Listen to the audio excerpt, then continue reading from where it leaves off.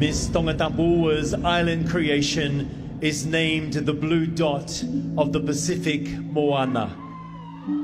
The Blue Dot of the Pacific Moana was designed by Ms. Moala Fai'aho of the Moana's creation as a distinctive style that symbolizes a nation that resets following a volcanic eruption, tsunami waves, and features colors of the vibrant nature of our people.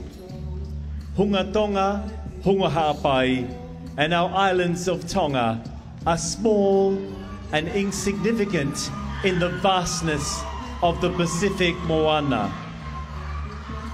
Koe te unga o Miss Tongatapu wa, koe manatu ki aho taha nima o Sanuari wa Fai'aho mo munga afi itahi na e puna o ne kāpui ho tau otomotu i he fuefu. Koe te unga o ku kau ki ai ngahi koloa whakafonua koe ni. Whetaaki, whau, tuaniu, launiu, pēr moi fōfō anga. Pēr oku kosi ai whetaaki i he whaunga tuku whakaholo koe sipi sipi. Koe pulupulu, koe munga afi mo efu o vali ai whetaaki ke lanu efu mo uri. The cloak represents the volcanic eruption colors of white, grey, and black Tongan mulberry paper.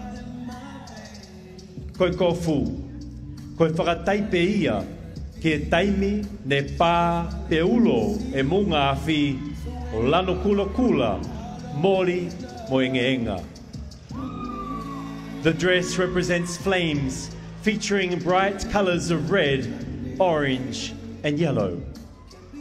Koe nima o kofu, koe lano moana ia o tahi fitaa ne hake mai me o seni.